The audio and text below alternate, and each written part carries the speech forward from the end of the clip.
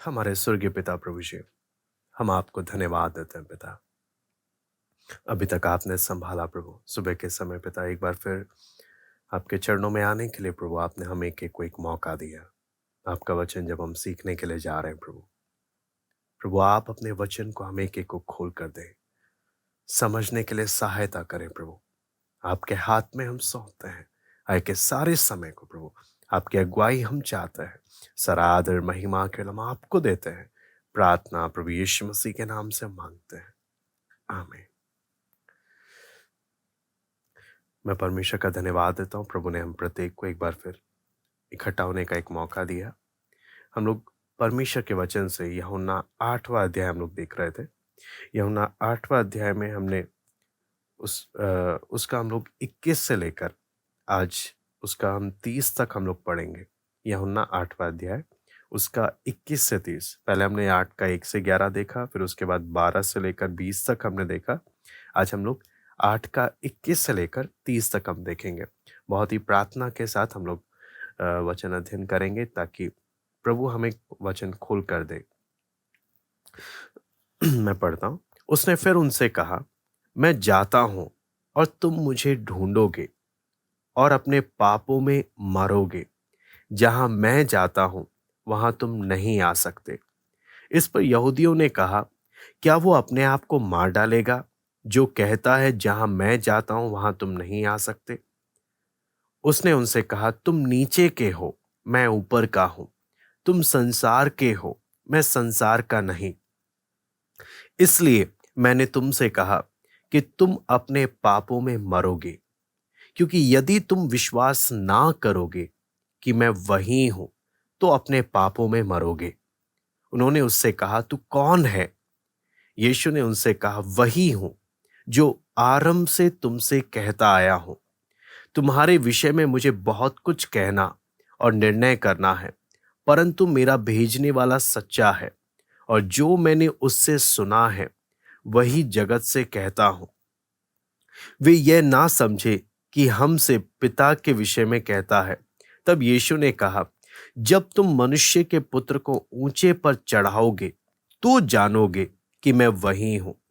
मैं अपने आप से कुछ नहीं कहता, परंतु जैसे मेरे पिता ने मुझे सिखाया वैसे ही ये बातें कहता हूं। मेरा भेजने वाला मेरे साथ है।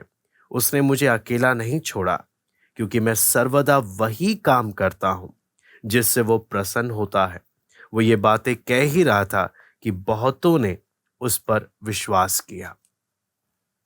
हम प्रार्थना पूर्वक इस घटना को हम देखेंगे जहां पर प्रभु यीशु मसीह और फरीसी लोग और फरीसियों के साथ साथ और भी बहुत सारे लोग यहाँ पर प्रभु यीशु के साथ बातचीत कर रहे हैं। और ये बातचीत कई बार अगर हम लोग इस पे ध्यान नहीं देंगे तो हमें समझना बहुत मुश्किल हो जाएगा।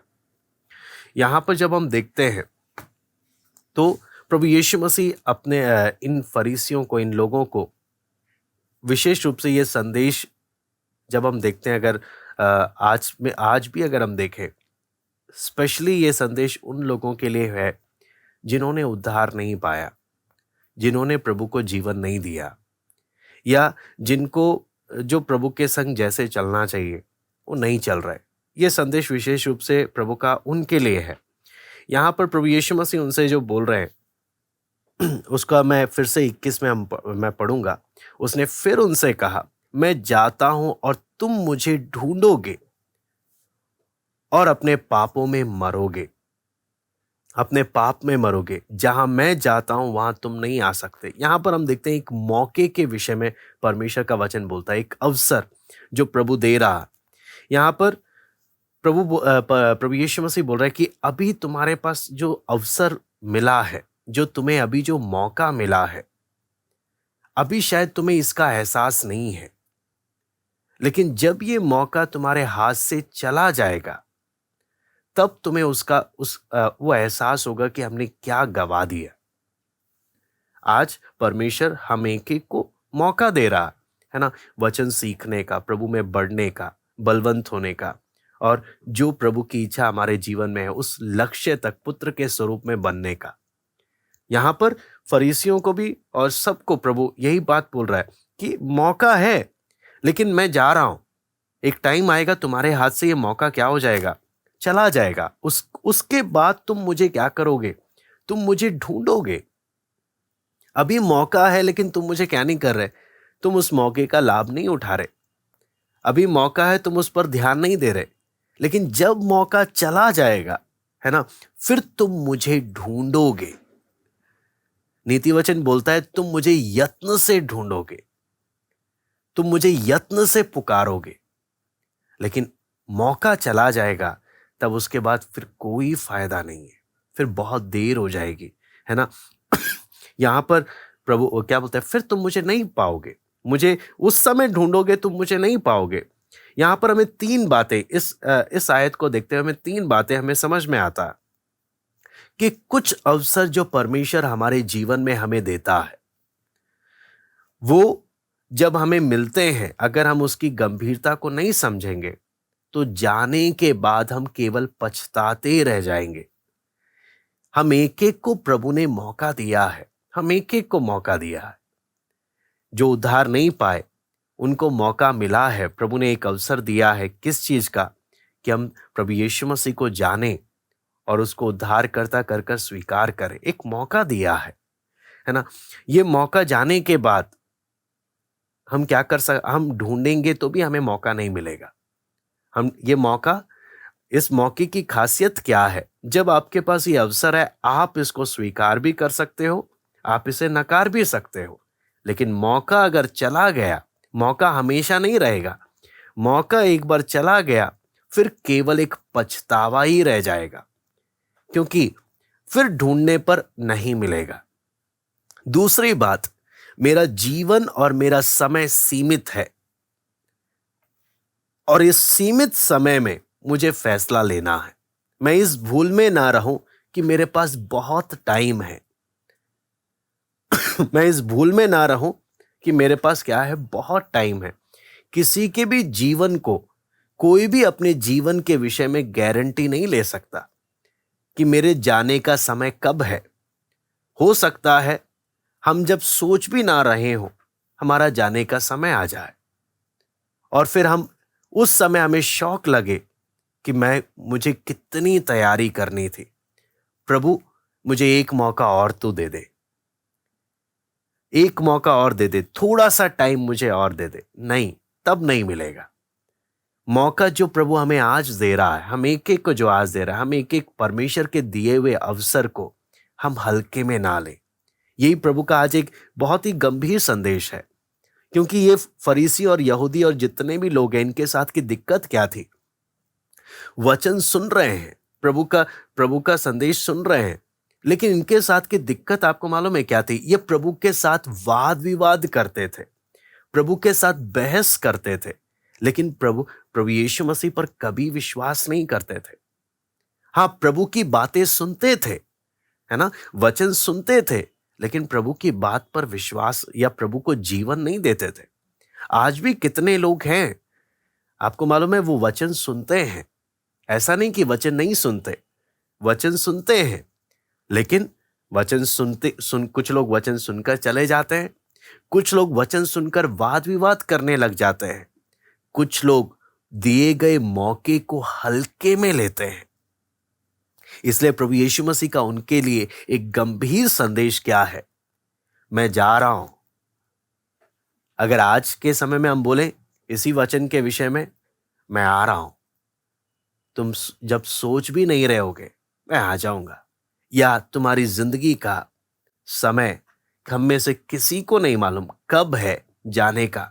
चाहे हम कितने भी, आपको मालूम है, हम कितना भी अपने स्वास्थ्य का ध्यान रखें, कितना भी ध्यान रखें, आपको मालूम है, अगर हम बीते समय में जो लोग चले गए, अगर आप उनके विषय में अगर आप सोचेंगे तो आपको मालूम चलेगा कितने ऐसे लोग चले गए हमारे साथ के जो थे, जिनके विषय में हमने कभी नहीं सोचा था इतने जल्दी चले जाएंगे। और उनके जाने के बाद हमें क्या एहसास होता है, हम नहीं सोच सकते, हमें किसी को भी नहीं मालूम जिंदगी कब हमें जाना पड़ जाए, कब सब कुछ खत्म हो जाए। इसलिए परमेश्वर क्या, प्रभु यीशु मसीह क्या होता है, मौका जाने के बाद तुम मुझे क्या करोगे, ढूंढोगे। मौका जाने के बाद, लेकिन मौका नहीं मिलेगा दोबारा। फिर परिणाम क्या है? फिर तुम अपने ही पाप में मरोगे। इसलिए हम एक-एक, मैं आपको बोलता हूँ, यहाँ पर हम कोई कहानी नहीं सीख रहे इस समय में। इस समय में हम प्रभु यीशु मसीह के मुँह से निकली एक-एक बातों पर ध्यान दे रहे हैं। कहानी सुनना बड़ा आसान है, लेकिन प्रभु की बातों को, एक-एक बातों को समझना, उस समय के बड़े-बड़े ज्ञानी लोग प्रभु की बातों को जैसे समझना था नहीं समझे, उन्होंने हल्के में लिया। इसलिए आज हम एक-एक बड़ी गंभीरता से एक-एक शब्दों को, एक-एक लाइन को, एक-एक आयतों को हम बहुत ही प्रार्थना के साथ देखें कि तुम मुझे ढूंढोगे लेकिन अपने पाप में मरोगे। कारण क्या है? तुमने मेरे दिए गए मौके को हल्के में लिया। आज हम वचन सीख रहे हैं, क्या हम वचन को गंभीरता से ले रहे हैं? क्या हम इस प्रकार से ले रहे हैं, शायद आज की क्लास, शायद आज का संगति मेरे जिंदगी का आखिरी हो सकता है। क्या मैं प्रभु के साथ, मेरी तैयारी सही है? क्या मेरी गाड़ी सही चल रही है? या मैं इन्हीं फरीसियों के समान, इन्हीं लोगों के समान, मैं परमेश्वर के दिए गए मौकों को मैं बड़े हल्के में ले रहा हूं, ये सोचकर कि मेरे पास अभी बहुत समय है ना? हम यहां पर इसलिए जब देखते हैं, हम मौके को क्या कर सकते हैं? हल्के में ले सकते हैं। तीसरा बात जो हम देखते हैं, जितना बड़ा मौका मिल रहा है या जितना ज्यादा अवसर मुझे मिल रहा है, उतना ही भारी दंड के भी मैं योग्य बनूंगा। जितना ज्यादा परमेश्वर मुझे क्या दे रहा है? मौका दे रहा है। जितना ज्यादा संगति का मुझे अवसर मिल रहा है, जितना ज्यादा मुझे वचन सीखने का मौका मिल रहा है, जितनी ज्यादा सुविधाएं मुझे मिल रही हैं ताकि मैं प्रभु में बढ़ूं, अगर मैं उन मौकों को मैं अपने जीवन में तुच्छ जानूं, मैं बोलता हूं बहुत ही डरने वाली बात है, क्योंकि उतना ही भारी दंड के मैं लायक बनूंगा। अन्य जाति जो प्रभु को नहीं जानते, उन पर उतना भारी दंड नहीं आएगा, लेकिन जो परमेश्वर को जानते हैं, है ना, जो वचन सीखते हैं, अगर वो उस बात को गंभीरता से नहीं ले कि प्रभु मुझे इतना मौका दे रहा है संगति का, इतना वचन सीखने का जब अवसर दे रहा है, अगर मैं परमेश्वर के दिए गए मौकों को मैं सीरियसली ना लूं, मैं उतना ही भारी दंड के क्या ठहरूंगा? लायक ठहरूंगा। इसलिए 3 बात हमने इस आयत में देखा। सबसे पहला, जो मौके परमेश्वर हमें देता है, ये जो मिल रहा है, अगर हमने इसको सीरियसली नहीं लिया, अगर चला गया, वापस नहीं आएगा। प्रभु को जीवन देने का मौका है। नंबर 1, प्रभु के संग चलने का मौका है। पवित्र आत्मा की भरपूरी में, आत्मिक वरदानों में चलने का मौका है। ये मौका दिया गया है, हम एक-एक को दिया गया है। अगर मैं नहीं चलूंगा, मैं इसे हल्के में लूंगा, मैं इसको त्याग सकता हूं, लेकिन बाद में प्रभु क्या बोलता है? मुझे ढूंढोगे तो भी क्या नहीं होगा? नहीं मिलने वाला। दूसरा, मेरा जीवन और मेरा समय सीमित है। यह हमेशा, मैं इसे कभी ना भूलूं। मुझे नहीं मालूम कब आखिरी दिन होगा, कब आखिरी समय होगा। इसलिए मुझे बहुत ध्यान देना है कि, इसलिए वचन क्या बोलता है? आज तुम अगर उसका शब्द सुनो तो अपने मन को क्या नहीं करना? कठोर नहीं करना। यदि तुम आज उसका शब्द सुनो, उद्धार का दिन भी आज है। ऐसे करके परमेश्वर का वचन बड़ी स्पष्टता से बोलता है। क्यों? तुम्हें नहीं मालूम कल क्या होगा। इसलिए अपने जीवन और अपने समय को बहुत कीमती समझो। तीसरा बात, जितना मौका मिल रहा है, उतना ज्यादा न्याय का कारण भी हो सकता है। अगर मैं उस मौके के अनुसार पर प्रभु के साथ जैसे चलना है, अगर मैं नहीं चलता, यहां पर प्रभु यीशु मसीह जब इनसे बात कर रहा है, यहां पर जाने की बात कर, जब 22वें आयत में हम पढ़ते हैं, इस पर यहूदियों ने कहा, क्या वो अपने आप को मार डालेगा जो कहता है जहां मैं जाता हूं वहां तुम नहीं आ सकते? यहां पर हम देखते हैं प्रभु यीशु मसीह, हम एक-एक जानते हैं, पिता के पास जाने की बात कर रहा, स्वर्ग में जाने की बात कर रहा, अपने महिमा में जाने की बात कर रहा है कि जहां पर आ नहीं सकते ये लोग। लेकिन यहां पर आप देखें, इनकी लगातार अनाज्ञाकारिता के कारण, यहूदी लोगों के लगातार अनाज्ञाकारिता के कारण, प्रभु को हमेशा स्वीकार करने की बजाय ठुकराते जाने के कारण, जब इन्होंने अपना मन परमेश्वर की ओर से बंद कर दिया, ये प्रभु यीशु मसीह की बातों को हमेशा उसका उल्टा अर्थ निकाल रहे हैं। इनकी सोच प्रभु की बातों को ये समझ नहीं पा रहे। इससे हम एक बात हम समझ सकते हैं, जितना परमेश्वर का वचन हमें सीखने को मिल रहा है, यदि उसके अनुसार मैं नहीं चल रहा, मैं वचन का उल्टा अर्थ निकालता ही रहूंगा। फिर प्रभु जो मुझसे कहना चाह रहा, प्रभु जो मुझसे बात करना चाह रहा है, मैं कभी भी उसके सही अर्थ को नहीं समझ पाऊंगा। जब मैं जानबूझकर मैं अनाज्ञाकारिता में जीवन बिताऊंगा, तो जब मैं जानबूझकर प्रभु की इच्छा को अपने जीवन में ठुकराऊंगा, तो फिर प्रभु जो मुझसे कहेगा मैं कभी नहीं समझ पाऊंगा। आज अगर देखेंगे, कितने लोग ऐसे हैं जो वचन खोलकर बैठते हैं, वचन पढ़ते हैं, लेकिन उन्हें वचन बिल्कुल भी समझ नहीं आता। ऐसा लगता है जैसे उनका क्या है, उनको कुछ समझ ही नहीं आ रहा। बस एक नाम का रिवाज के लिए उन्होंने क्या कर लिया, नाम के रिवाज के लिए पढ़ रहे हैं। अगर अर्थ निकालने के लिए बोलेंगे तो अर्थ भी आप देखेंगे बिल्कुल ही उल्टा अर्थ निकालेंगे। कारण क्या है, जब मैं अनाज्ञाकारिता में जीवन बिताता हूं, मैं जानबूझकर प्रभु की इच्छा के विरुद्ध जब मैं जीवन बिताता हूं, प्रभु जो बोलना चाहता है मैं उसका ठीक उल्टा अर्थ निकालूंगा। यहां पर ये लोग क्या निकाल रहे हैं अर्थ, ये क्या मार डालना चाहता है अपने आप को? हाँ जी। और यहां पर आप देखेंगे ये उसका मजाक उड़ा रहे हैं, उसको ठट्टे में उड़ा रहे हैं। और यहां पर आगे जब हम देखते हैं, यहूदी लोगों का सोच के अनुसार आपको मालूम है क्या है? यहूदी लोगों का सोच क्या है? आत्महत्या करना एक सबसे बड़ा अपराध है। क्या ये व्यक्ति आत्महत्या कर नरक जाएगा, जिसके कारण ये बोलता है हम नहीं आ सकते? ठीक इसका उल्टा अर्थ निकालते हुए क्या करते हैं, आपस में क्या कर रहे हैं, मजाक उड़ा रहे हैं कि प्रभु यीशु मसीह क्या कर रहा है। आप सोचो ना, कितना हम प्रभु यीशु मसीह, आप देखें लोग क्या रिस्पॉन्स दे रहे हैं। एक सबसे अच्छा पास्टर है, एक सबसे अच्छा चरवाहा, एक आत्मा से भरा हुआ, अगर किसी के जीवन में परमेश्वर का आत्मा अगर पूरे सामर्थ्य के साथ अगर काम कर रहा है, वो था प्रभु यीशु मसीह। जिसके जीवन में आत्मा भरपूरता से सामर्थ्य के साथ काम कर रहा है, वहां पर लोगों का रिस्पॉन्स क्या है, लोग किस नजर से प्रभु की बातों को ले रहे हैं। इससे हमें क्या चीज समझ में आता है, अगर मेरा हृदय ठीक नहीं है, मुझे कितना भी अच्छे से अच्छा पास्टर मिल जाए, कितना भी आत्मा से भरा हुआ मिल जाए, फॉल्ट सामने वाले का नहीं है, फॉल्ट मुझ में है। क्योंकि मैंने अपने मन को अंदर से क्या कर लिया, मैंने अपने मन को अंदर से कठोर कर लिया। मेरी कठोरता के कारण मेरे जीवन में परमेश्वर के आत्मा का कार्य नहीं हो रहा, क्योंकि मैंने ही प्रभु को रोक दिया। और मैं ही क्या कर रहा हूं, ठट्टों में प्रभु की बातों को हल्के में ले रहा हूं, प्रभु की बातों का उल्टा अर्थ निकाल रहा हूं।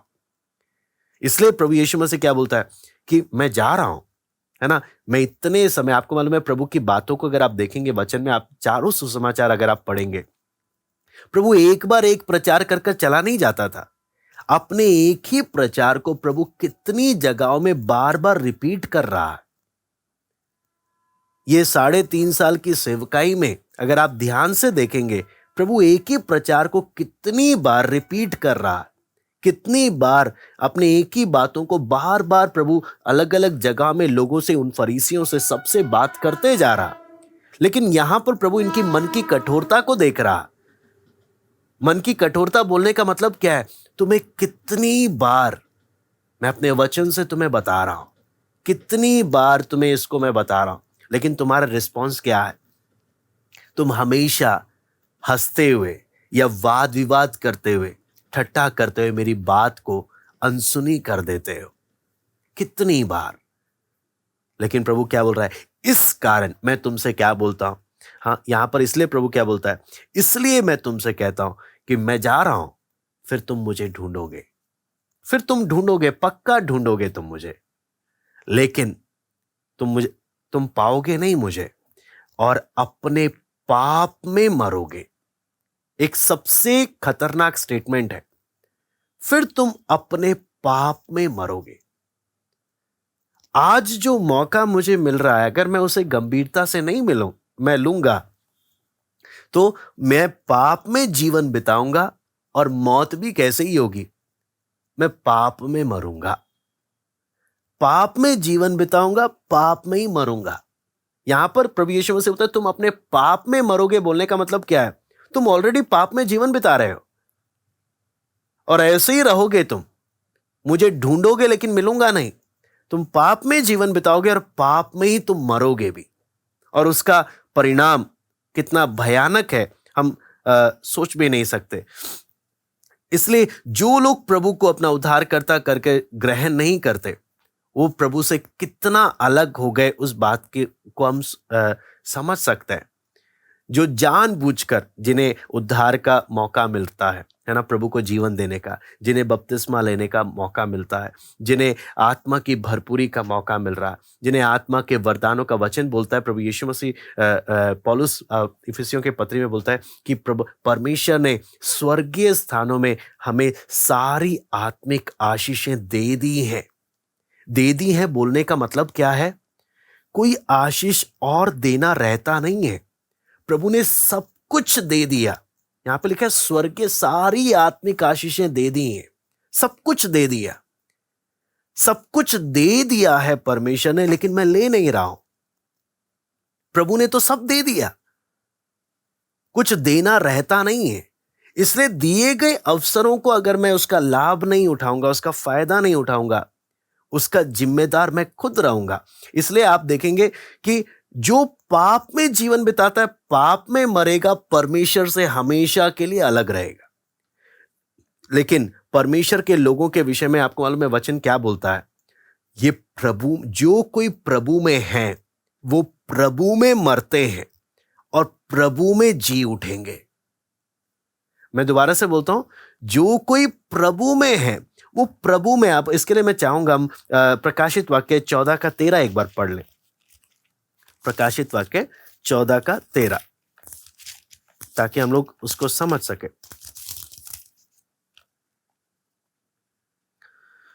यहां पे लिखा है, फिर मैंने स्वर्ग से यह शब्द सुना, लिख, जो मृतक प्रभु में मरते हैं वे अब से धन्य हैं। आत्मा कहता है हां, क्योंकि वे अपने सारे परिश्रम से विश्राम पाएंगे और उनके कार्य उनके साथ हो लेते हैं। यहां पे लिखा है प्रभु में मरते। आज एक सवाल है, अगर आज मेरी मौत होगी, मेरे विषय में क्या कहा जाएगा? ये अपने पाप में मरा है या ये प्रभु में मरा है? जो प्रभु के संग चल रहा है वो प्रभु में मरता है। जो पाप में जीवन बिता रहा है वो अपने पाप में मरता है। दिए गए अवसर को हल्के में ना ले। अवसर निकल जाएगा तो एक पछतावा ही रह जाएगा। आज मैं किस में जीवन बिता रहा हूं? जो प्रभु में मरते हैं, प्रभु में जीते हैं, वो धन्य है। लेकिन प्रभु क्या बोलता है? तुम मेरा इनकार कर रहे हो, तुम मुझे ठुकरा रहे हो। मैं लगातार खटखटा रहा हूं, लगातार तुम्हें अपना संदेश दे रहा हूं, लेकिन अगर तुम ऐसे ही ठुकराते रहोगे, मैं चला जाऊंगा। फिर ढूंढोगे, लेकिन अपने पाप में तुम मरोगे। मेरे जीवन का सारांश क्या निकलेगा? ये पाप में जिया, पाप में मरा, या ये प्रभु में चला, प्रभु में जिया, प्रभु में मरा। जो प्रभु में मरते हैं, वचन बोलता है ये मरने के बाद प्रभु के और करीब आ जाते हैं। लेकिन जो पाप में मरते हैं, वचन क्या बोलता है? मौत के बाद ये प्रभु से अनंत काल के लिए अलग हो जाते हैं। फिर कोई अवसर ही नहीं रह जाता। अभी प्रभु की दया है, अभी प्रभु का अनुग्रह है, अभी प्रभु मन फिराव का अवसर देता है। लेकिन पाप में मरने के बाद बहुत देर हो गई, क्योंकि उसके बाद प्रभु की दया क्या होती है कभी देखने को नहीं मिलेगा। मैं दोबारा से बोलता हूं, पाप में मरने के बाद प्रभु की दया क्या होती है, प्रभु का अनुग्रह क्या होता है, कभी देखने को नहीं मिलेगा, क्योंकि अनंत काल की आग की झील ही है। अभी दया का मौका है, अभी मन फिराव का मौका है, सब कुछ अभी है। उस समय न्याय देखने को हमें मिलेगा कि वो अपने न्याय का कितना खरा है। यहां पर प्रभु दोनों में फर्क दिखा रहा है। तुम में और मुझ में फर्क क्या है? यहां पर प्रभु नीचे बोलता है, उसने उनसे कहा, तुम नीचे के हो, मैं ऊपर का हूं। अपने और उनके बीच में एक अंतर स्पष्ट कर रहा है। तुम संसार के हो, मैं संसार का नहीं, है ना। दोनों के आरंभ को प्रकट कर रहा है। इसलिए मैंने तुमसे कहा कि तुम अपने पापों में मरोगे, क्योंकि यदि तुम विश्वास ना करोगे कि मैं वही हूं, तो अपने पापों में मरोगे।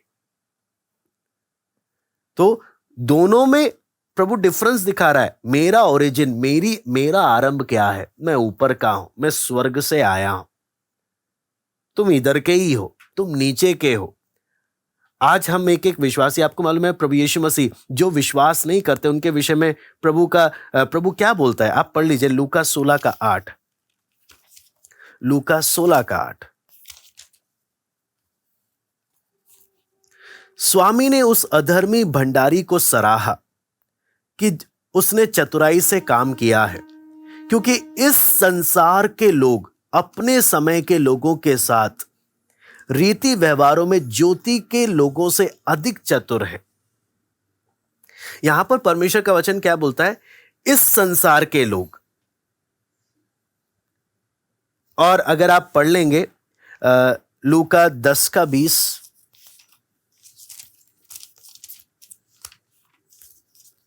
लूका 10:20, तो भी इससे आनंदित मत हो कि आत्मा तुम्हारे वश में है, पर इससे आनंदित हो कि तुम्हारे नाम स्वर्ग पर लिखे हैं। उसके साथ साथ फिलिपियों 3:20 और 21। फिलिपियों 3:20 और 21।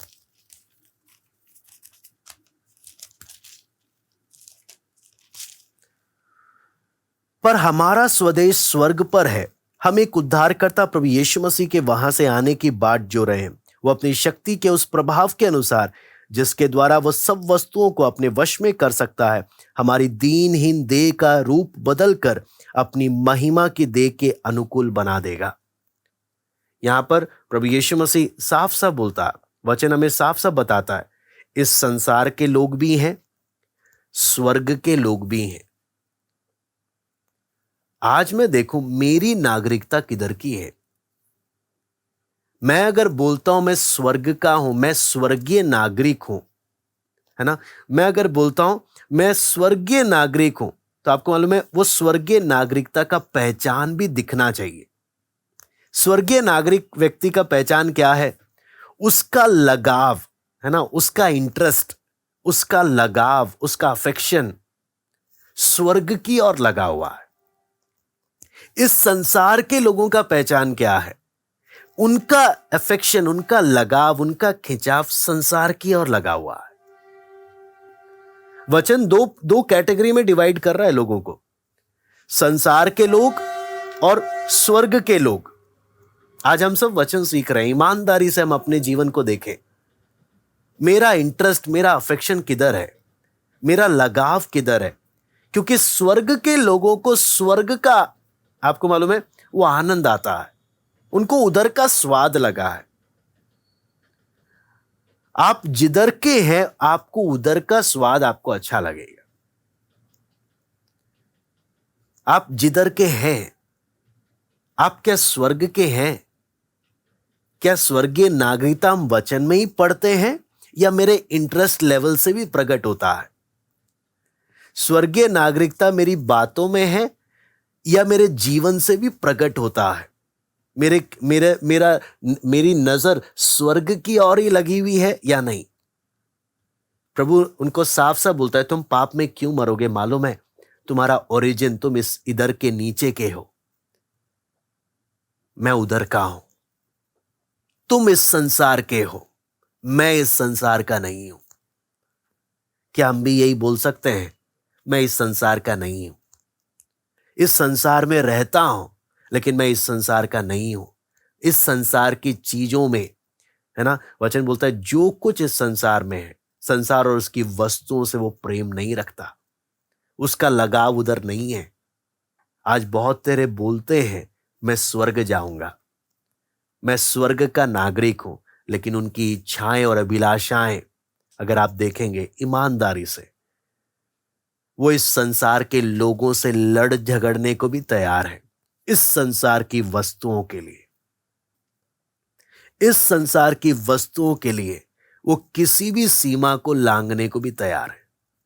लेकिन जो बोलता है मैं स्वर्गीय नागरिक हूं, वो क्या बोलता है, मुझे इस संसार से मेरा लगाव नहीं है, मैं इस संसार में एक परदेशी की तरह रह रहा हूं, और मुझे इस संसार की सब चीजें, है ना, मैं बेशक इस संसार में रहता हूं, लेकिन मैं इस संसार की चीजों का इस्तेमाल भी करता हूं, लेकिन मेरा लगाव इससे नहीं है।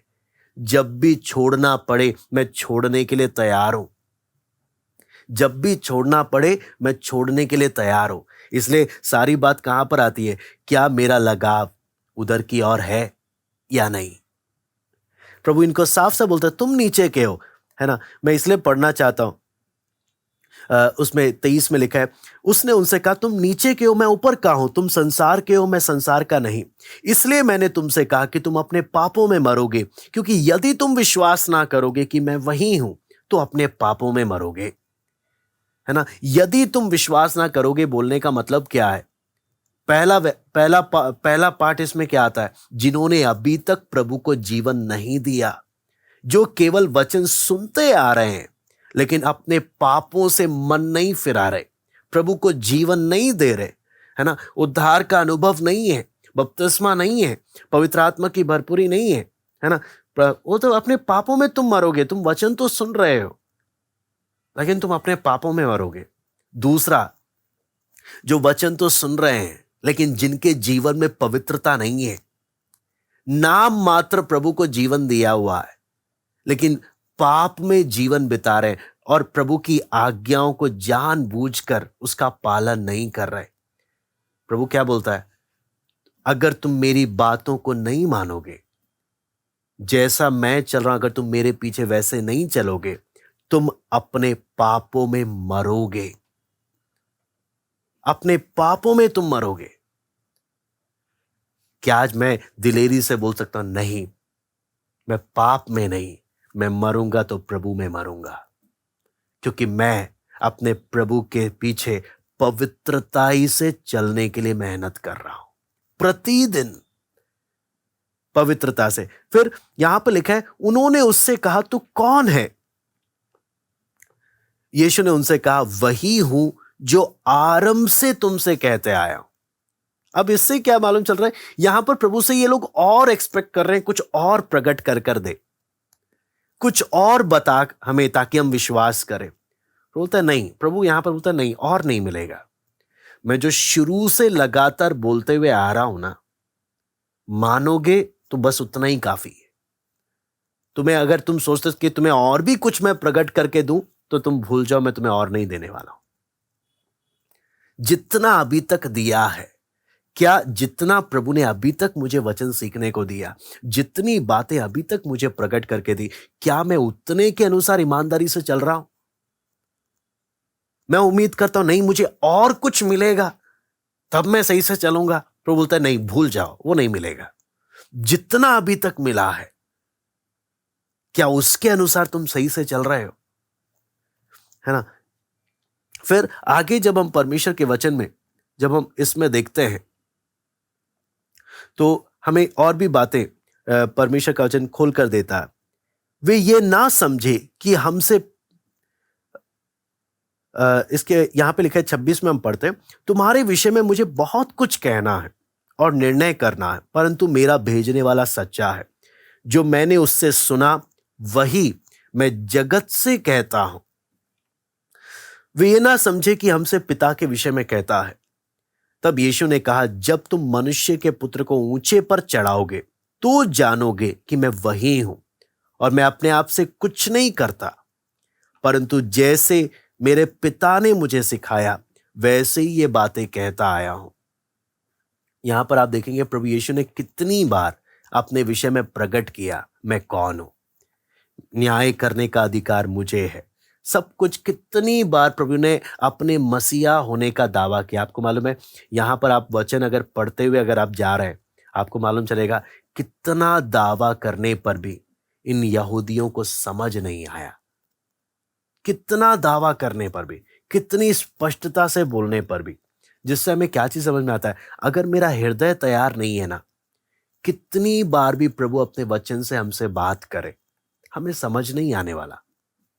यहां पे लिखा है वो ये ना समझे, है ना, यहां पे लिखा है वो ना समझे कि हमें पिता के विषय में कहता है। ये कितना एक दुख का हम बात देख सकते हैं। लूका 10 का 21 हम लोग पढ़ लेते हैं। लूका 10 का 21।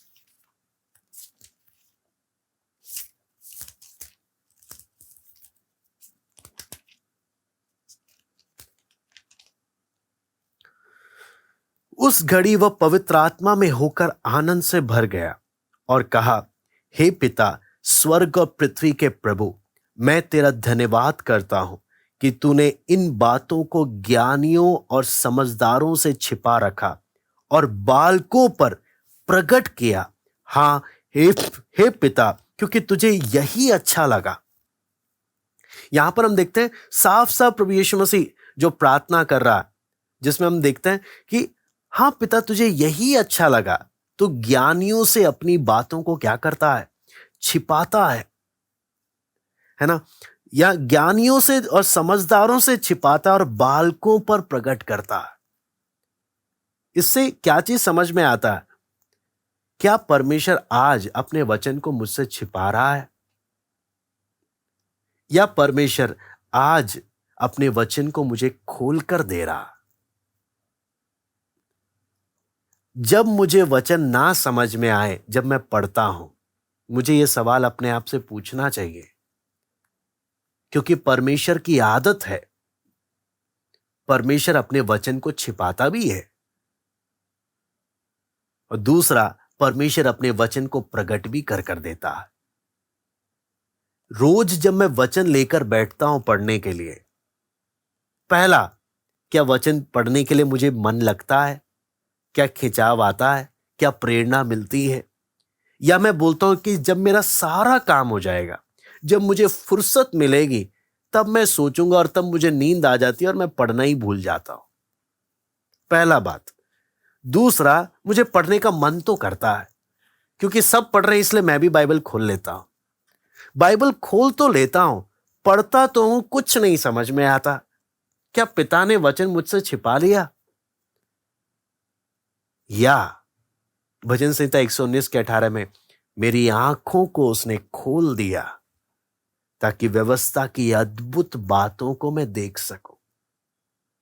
मैं बोलता हूं, अगर प्रभु रोज आपसे बात करता है, वचन आपको रोज खोलकर देता है, मैं आपको बोलता हूं, आप आत्मा में वो बलवंत होना महसूस करेंगे।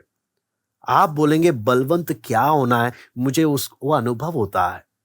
आपके अंदर वो पवित्रता का जो आग लगेगा, आप बोलेंगे वो आग मुझ में जलता है।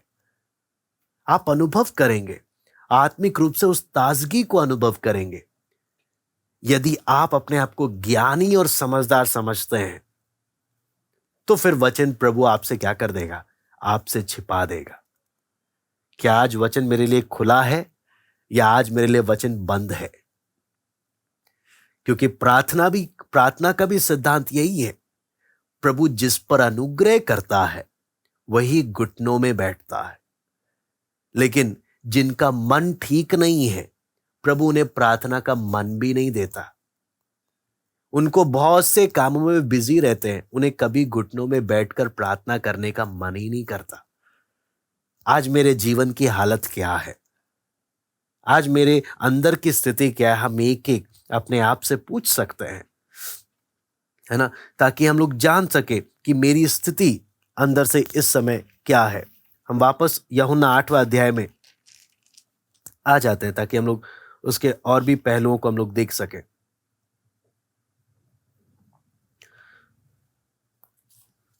यहां पर आगे लिखा है, तब यीशु ने कहा, जब तुम मनुष्य के पुत्र को ऊंचे पर चढ़ाओगे तो जानोगे कि मैं वही हूं। मैं अपने आप से कुछ नहीं करता, परंतु जैसे मेरे पिता ने मुझे सिखाया वैसे ही करता हूं। मेरा भेजने वाला मेरे साथ है, उसने मुझे अकेला नहीं छोड़ा, क्योंकि मैं सर्वदा वही काम करता हूं जिससे वो प्रसन्न होता है। अगला पहलू हम जो यहां पर देखते हैं, प्रभु बोलते हैं, जब तुम मनुष्य के पुत्र को ऊंचे पर चढ़ाओगे। ऊंचे पर चढ़ाना हम सब जानते हैं। जब तुम मुझे क्रूस पर चढ़ाओगे तो जानोगे कि मैं वही हूं। आप देखेंगे जब प्रभु यीशु मसीह क्रूस पर चढ़ाया गया, तब एक अन्य जाति सूबेदार, रोमी सूबेदार भी अब क्या कर रहा है, वहां पर उस यीशु को पहचान रहा है। क्या बोलते हुए, सचमुच यही परमेश्वर का पुत्र है। सचमुच। आप देखेंगे तब जाकर तुम क्या करोगे, मुझे जानोगे, ऊंचे पर चढ़ाए जाने के बाद। आप वचन में आगे हम जब नए नियम की कलीसिया की सेवकाई में हम देखते हैं, प्रभु का क्रूस पर चढ़ाया जाना, प्रभु का पुनरुत्थान कलीसिया का मुख्य संदेश था, जिसके द्वारा प्रभु बहुतों की आंखें खुल गई, बहुतों ने उस सच्चाई को क्या किया, पहचाना, है ना। और यहां पर आगे जब हम देखते हैं प्रभु यीशु मसीह के बारे में, प्रभु बोलता है, मैं अपने आप से कुछ नहीं करता, जैसा मेरे पिता ने मुझे सिखाया वही ये बातें मैं करता हूं। बार बार पिता परमेश्वर और अपने बीच के रिश्ते को बार बार प्रकट करते गया। फिर बोलता है, पिता मेरा भेजने वाला मेरे साथ है। मैं हमेशा, ना सिर्फ मैं पिता के पास से आया हूं, बल्कि हमेशा पिता मेरे साथ है। और अगला बात, उसने मुझे अकेला नहीं छोड़ा। क्यों उसने मुझे अकेला नहीं छोड़ा? क्योंकि मैं सर्वदा वही काम करता हूं जिससे वो प्रसन्न होता है। क्या परमेश्वर मुझे अकेला छोड़ सकता है? हम बोलेंगे नहीं, वचन में मत्ती 28 में लिखा हुआ है, उसने वादा किया है, वो मुझे कभी क्या नहीं करेगा, कभी छोड़ेगा नहीं, जगत के अंत तक मेरे साथ रहेगा। लेकिन क्या प्रभु सच में ऐसा अनुभव आने देता है जब छोड़ देता है? आपको मालूम है क्या होता है? यहां पे लिखा है, प्रभु यीशु क्या बोलता है, उसने मुझे क्यों नहीं छोड़ा? क्योंकि मैं सर्वदा वही काम करता हूं जिससे वो प्रसन्न होता है, जिससे वो प्रसन्न होता है। क्या आप और मैं सर्वदा वही काम करते हैं, या हम अपनी मर्जी भी करते हैं?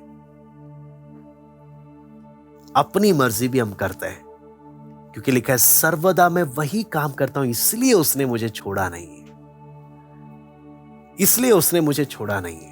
हम एक एक बातों को, एक एक पहलुओं को हम देख सकते हैं। और आगे लिखा है, ये बातें वो कह रहा था कि बहुतों ने उस पर क्या किया, विश्वास किया। आप देखेंगे यहां पर रेस्पॉन्स लेवल आप देखेंगे, कुछ लोग मजाक उड़ा रहे हैं इसके प्रचार के बीच में इसका क्या कर रहे हैं, मजाक उड़ा रहे हैं।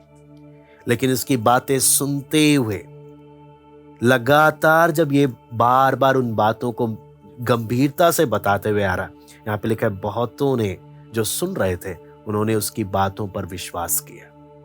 आज हम भी सुन रहे हैं, प्रभु हमें भी सुनने का अवसर दे रहा, हमें भी एक मौका दे रहा है ना। कितना बड़ा मौका, हम लगातार वचनों को सीखते हुए आ रहे हैं। कितनी ऐसी जगह है जहां पर ऐसे वचन सीखने को लोगों को मौका नहीं मिल रहा, लेकिन प्रभु अपने अपने अलग अलग दासों के द्वारा लगातार जब हमें वचन सीखने का मौका दे रहा, हम वचन को किस प्रकार से ले रहे हैं, हमारा जीवन आज कैसे है? क्या मौके को हल्के में ले रहे हैं, कि मौका चले जाने के बाद हमें वो पछतावा रहेगा कि हम ढूंढने जाएंगे और लास्ट में अपने पाप में मरेंगे? अगर हम पाप में जीवन बिता रहे हैं, क्या हम स्वर्गीय नागरिक हैं? क्या मेरी पसंद, मेरे लगाव, मेरे इंटरेस्ट लेवल से क्या वही दिखता है कि मैं स्वर्गीय नागरिक हूं, या मेरा इंटरेस्ट पूरा संसार की बातों में लगा है? क्योंकि संसार के लोग भी हैं, स्वर्ग के लोग भी हैं। मेरे काम से क्या प्रकट हो रहा? तीसरी बात, यहां पर जो हमने देखा, वो समझ नहीं पाए क्यों परमेश्वर अपना वचन ज्ञानियों समझदारों से छिपाता है। क्या वचन जो भी मैं पढ़ता हूं, जो भी मैं सीखता हूं, क्या समझ आता है? चौथी बात, पिता ने मुझे छोड़ा नहीं, क्यों नहीं छोड़ा? क्योंकि सर्वदा वही करता हूं जो उसको अच्छा लगता है। सर्वदा। आज हम बोल सकते हैं, पिता मुझे इसलिए नहीं छोड़ा, मैं वही करता हूं जो उसे अच्छा लगता है। इसकी इन बातों में आखिरी में जब हमने देखा, बहुतों ने विश्वास किया। बहुतों ने विश्वास किया। आज आपका और मेरा वचन सुनते वक्त, सीखते वक्त रिस्पॉन्स क्या होगा? हम एक एक का अपना क्या प्रभु के सामने फैसला होगा? आइए हम प्रार्थना करते हैं। Hallelujah, hallelujah. प्रभु कितना ही सुंदर मौका प्रभु आप हम एक एक को देते हैं। पुराने नियम के संतों के पास ना तो वचन था, ना बाइबल थी, ना प्रार्थना के लिए, ना परमेश्वर के दास लोग थे संगति देने के लिए। उनके पास कुछ सुविधाएं ना होने पर भी वो आपके संग चले। प्रभु आज हम कितने ही आधुनिक समय में रहते हैं, कितना कुछ सुविधाएं हमारे पास है वचन सीखने के लिए। आपका वचन हमारी भाषाओं में हमारे पास आपने उपलब्ध कराया। हमारे पास कोई बहाना नहीं है। कितने अवसर प्रभु आप हमें देते हैं। प्रभु आपकी दया चाहते हैं, ये मौका हमारे लिए न्याय का कारण ना बने। बालक का सा हृदय प्रभु हमें दे। तेरे वचन को प्रभु आप हमें एक एक को खोल कर दे। दिए गए मौकों को गंभीरता से लेने के लिए प्रभु आप सहायता करें। हम भी वही करें जो आपको भाता है। पौलुस जैसे बोलता है, मैं जहां भी रहूं, हम जहां कहीं रहे, एक ही तमन्ना है, उसको भाते रहे। प्रभु हमारा समर्पण इसी के अनुसार होने पाए। प्रभु हम एक एक से आप बात करें। प्रभु इन वचनों को मनन करने के लिए कृपा दे। प्रभु आप सहायता करें। धन्यवाद देते हैं आज की संगति के लिए। सरादर महिमा केवल हम आपको देते हैं। प्रार्थना प्रभु यीशु मसीह के नाम से हम मांगते हैं, आमीन। सबको जय मसीह की। प्रभु आप सबको आशीष दे।